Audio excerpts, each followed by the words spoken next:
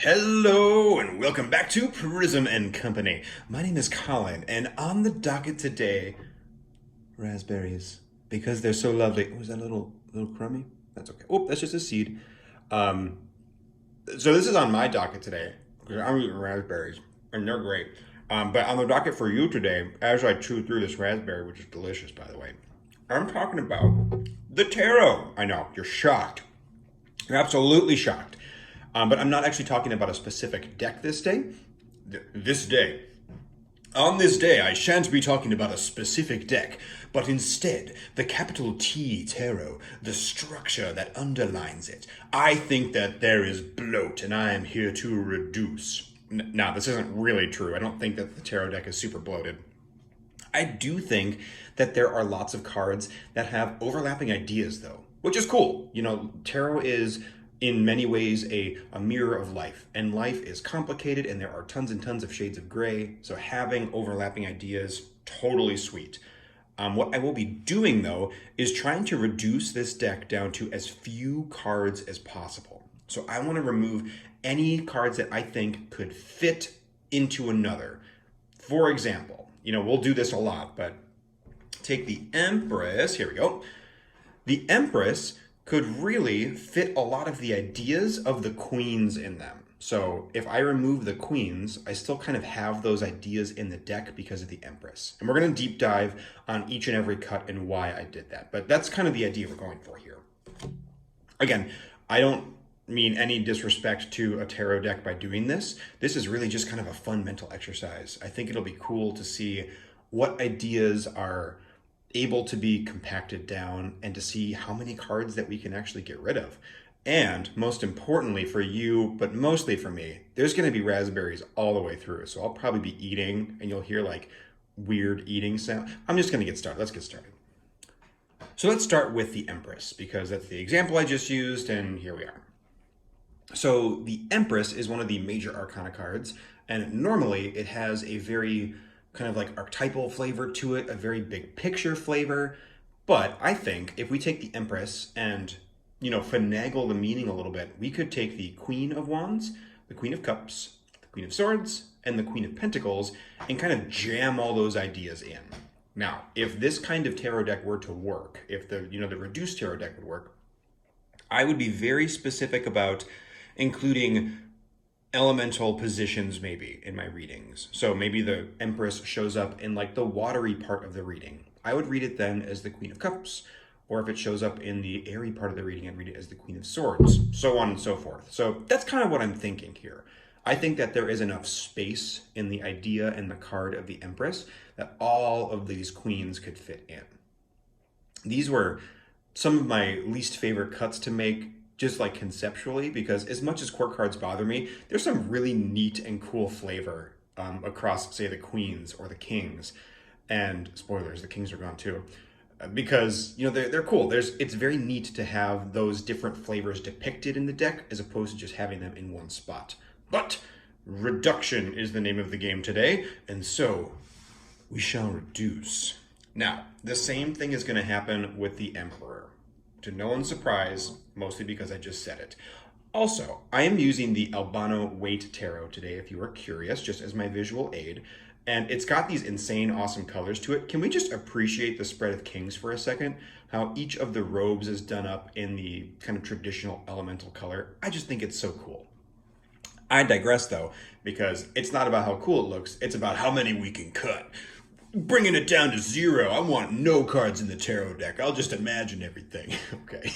Okay, Colin. So the Emperor can fit the kings the same way that the Empress can fit the queens. So right there, that's a pretty good chunk. We have 8 cards right away that we're cutting. We are down to 70. Let's take a look at what's next. Every element of the tarot deck, the major arcana, the court cards, and the minor arcana were up for the chop in this particular project. And the only minors that got the cut were the 10s. So here we have the 10 of Wands, the 10 of Cups, the 10 of Swords, the 10 of Pentacles. This has been my 10 song. Wasn't very good, but it was long. There's 35 more minutes of it, so buckle up. Okay, here we go. Okay. The reason that I took out the 10s is because of the world. A lot of folks read the tens as the idea of completion of a suit. So again, the same way that we can kind of flavor the Empress or the Emperor in the different suit veins, I'm also going to be flavoring the world in these different elemental veins too. Thank you, Colin, for that sentence. Now this one's interesting, and I actually did this for one other reason too. Numerically, we have 1 through 9. So we have all the single digit numbers. 10 is our only double digit number. And, we can take the idea of the ace and pair it with something like the world to create a 10. So a 1 plus the world, which is this big old 0 here, could be the 10 of wands or the 10 of cups. So we have a little bit of overlap there. And using some creative thinking, we can cut out 4 more cards and boom, now we're down to what, 66? Love it. It's great. We're already getting there. We're making our way down to 0. My goal is to cut every card from this deck. Nothing's safe. Spoilers, I only cut 20. Let's take a look at them next. I'd like to return just a moment to the raspberries. I've eaten a lot of them, and I keep seeing like weird seeds and things whenever I put this on the camera. There we go. All right, it's probably fine. But yeah, we're about halfway there. Moving right along. Okay, so now comes the slightly more interesting part, at least for me, and that's the major arcana. So the sun is staying in the deck, but it kicked out another card. That one was the star. Now, this is kind of another angle that I took with this project because, part of it is like the empresses and the queens, they read very similarly and they overlap. These ones have more of an ideological overlap. The sun is a star. So, from a more modern scientific perspective, these are essentially talking about the same kind of solar body. Now, the way that you would read these cards is very different for most folks anyway. So the sun is taking on an extra load. It now has to operate a little bit more as a star as well as being a sun. We're going to, for this whole project, be putting more pressure on the context of the reading as opposed to the variety of the cards. So for a scientific reason, being that these are the same thing, we are eliminating the star. When I first set out on this project, my first gut thought, and oh, it felt so good, I took the court cards and I just was like, they're all gone. We don't need them. And then after some thought, I was like, well, maybe that was a little bit like too intense. Colin, like, why don't you go ahead and calm yourself down? So all of the knights are actually staying in. But because these are staying in, I had to make another cut because pretty much anything that stayed, something had to go. I can speak. Another small raspberry update, we're getting down there. For these ones, I chose to remove the chariot. Now, I don't actually read these cards so similar myself, but I know a lot of folks read the chariot as like movement or action, going and those types of things, and that can really fit into the knights. Now, I could have reversed this. I could have cut the knights and kept the chariot instead, but I didn't want to just reduce to reduce. As much as I joked earlier about like wanting to get to 0, that was not the intention. I wanted to remove a little bit of bloat if there was any. I wanted to try and narrow down some of these ideas into more specific elements. And I think having variety in a tarot deck is really important. So if there was no court cards, you would only ever have majors or minors, and while there's still a lot of them, you lose that kind of like middle ground, that weird ephemeralness that is the courts. So the knights are for sure staying in, and the pages are also staying in. Let's talk about those next.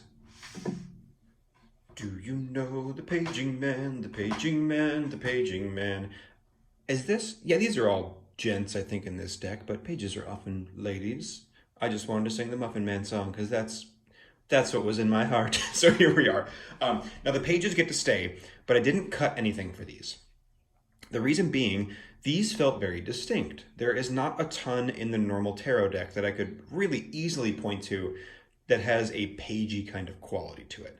Maybe the magician, but a page and a magician feel very different, even the way that most people read them. Pages are very kind of new and budding in their elements, where the magician is often very established and like super in control. So these were kept in just again to breathe a little bit more of that variety into the deck. So we have pages and knights, and that now makes up the entire court cards of our new reduced tarot deck. Obviously the queens and kings get in the boot. Okay, let's take a look. There are some more majors that have been cut for various reasons. I've decided that the twos are going to hold some extra weight in this deck as well. Much like the Empress or the Emperor are holding weight, some extra narrative weight in the deck, the twos sure are. The Two of Pentacles in particular is going to replace the Wheel of Fortune. That idea of change, of ebb and flow, I think it is not a super big stretch to read this idea into this card. So Wheel of Fortune, say goodbye. Now I think, again, there is definitely space for both of those to exist in a tarot deck, as do I for all these cards, but this was actually one of the easier pairings for me to make. I think that those two cards overlap a lot anyway. Let's take a look at some of the other twos. Next up, in the journey of the twos, it's the Two of Cups, and it is coming at you, boom, boom, boom. Okay, I didn't even plan that song. I was just so excited to sing it that I didn't even pull my next card out. Oops, spoilers. Okay, I cut the Lovers because of the Two of Cups. Now this is another one where I don't particularly read the Lovers as actual love. A lot of folks do read the Two of Cups as love, which I also kind of don't. But I think in some ways there's some simpatico happening here. I think that the idea of separateness, which I often read in the Lovers, could certainly be read into the Two of Cups. The idea of love, if you want to go that way, can definitely blend between. And even from like an imagery standpoint, the idea of this angel overlooking two figures, like it really reads in very nicely. The more that I look at these are actually very, very similar cards. They have a hill in the background. I guess there's probably other features too, but I think definitely the angels, the people, and then just like the background composition. Super neat. So yes, the Lovers, you're out. The Two of Cups, you're in. I don't have a specific cut for the Wands or the Swords, but all of the twos together make Justice a little less needed. Justice, I think, is a really, really, really great tarot card. But this idea of balance or duality or adjusting, you could certainly read that in with the twos. Now, if we were doing this like we were at the beginning, I could probably cut all the twos for Justice, but especially these guys, they're already holding extra narrative weight. We have cut majors because of them, so I want to leave these in and then remove Justice. Also, I want to leave cards Ace through 9 in the minor arcana. I didn't cut any of those. I think that even though there might be a little bit of overlap with those cards, it's important to still have some variety and some breadth. So I'm leaving all of those in with some hesitation, and that is making cuts like this a little bit easier. Next up on the chopping block is the Hanged Man. One of my favorite tarot cards again, but I think that this idea can be represented by these three cards. So that shows you how cool I think this card is. It needs three other cards to carry narrative weight. But we have the idea of judgment. Someone, being hung like this as punishment. You could read that into a card called Judgment for sure. Death. There's this idea of kind of interior change that happens, or like space for change, and that is a deathy kind of thing, but it's also a tough change. Like this one's more of a stretch, but I think that there are some overlapping ideas there that, given the correct context, could read. There's also the Hermit. So the Hanged Man is a solitary figure, the same way that the Hermit is a solitary figure. So perhaps some of these cards together, or maybe even some of the minors, could breathe some life into what the Hanged Man is trying to represent. A cut that is sad. It hurts my heart because I love the Hanged Man so much. But I do think that those ideas could be narratively carried by these three cards. The last two cuts that I made were the Tower and Temperance. And I actually don't know why I'm lumping these together. Let's do a twofer, why not? The Tower is much because of death and judgment. Now, I really draw a strong line between death and the Tower, at least in my readings. Death is much more like a somber, slow thing, and the Tower is a loud, explosive thing. But with judgment, I think that these two can hold the weight of the Tower. This is a cut that was like a little bit tough to make, but I ended up doing it for the reason which I'll show you next, the kind of breakdown of the major arcana. So the Tower gets cut because of death and judgment, and then Temperance gets to be cut. It gets to be cut, hooray, because of the twos again. So this idea of kind of balancing or tempering that ebb and flow, much like justice, I think that temperance, that weight can be held here too. So the twos are getting heavy, man. Okay, now we're gonna move on to the final. Well, actually, hold on. Hold, please. One more tiny note. I just wanted to say that all of the cards 1 through 9 have been kept. So all the minor arcana ace through 9, those are sticking in for the aforementioned reasons. Now, if you're anything like me, you are completely lost at this point with what the heck is in, what the heck is out, how big is this tarot deck. We're going to do that right now. Let's take a look at the majors specifically, what made it in, and also how I reordered them. Because while we're doing this, I thought, well, let's reorder the deck. That's not something I am afraid of doing anymore. And I think that the reduced majors kind of warrants a little bit of shakeup. All right, I'll lay out the cards, but introducing the new major arcana. So as you can see, it's broken up into 3 different chunks. Up on the top here, we've got the big ideas. In the middle, we've got change. And on the bottom, we have personal ideas. Then within those, there are groupings of 2. So take the Fool and the World on top, for example. Those are really big ideas. Nothing and everything. They've been paired together, but they're under the umbrella of big ideas. In this deck, the Fool would be number 1 and the World would be number 2, if we were kind of numbering them out. Then for Empress, Emperor, and High Priestess, Hierophant, I decided to put the gals first because they, need some time in the sun. Why the heck not? We'll mix it up a little bit. It's 2020. And their ideas are very similar to me as well. So Empress and Emperor, we have that kind of queenly kingliness. We have that kind of in charge boss element to them, and they're the masculine and feminine versions of those. High Priestess, Hierophant, we have knowledge in different ways. So we have learning from the High Priestess, teaching from the Hierophant. Again, that's a bit of a stretch, but those are my kind of dual ideas for this new structure. We're changing things up a little bit here. Also, my big ideas for Empress and Emperor were giving, receiving, or receiving, giving, I should say. Then in the center, we have our change cards, the sun and the moon. Those are, the cycles of the day. We also have like conscious and unconscious represented there. So they're going to be smack dab right in the middle. And then we have the personal ideas on the bottom, kicking things off with Magician and Judgment. And these are all about internal and external things, kind of dealing with the same type of idea. So the Magician is internal control. How do you control yourself? Where Judgment is external control. Control being inflicted upon you, whether that's good or bad. Then we have Strength and the Devil. And this is strength and weakness. So I don't really read the Devil as weakness normally, but in this particular duality, that's what I'm going to lean into.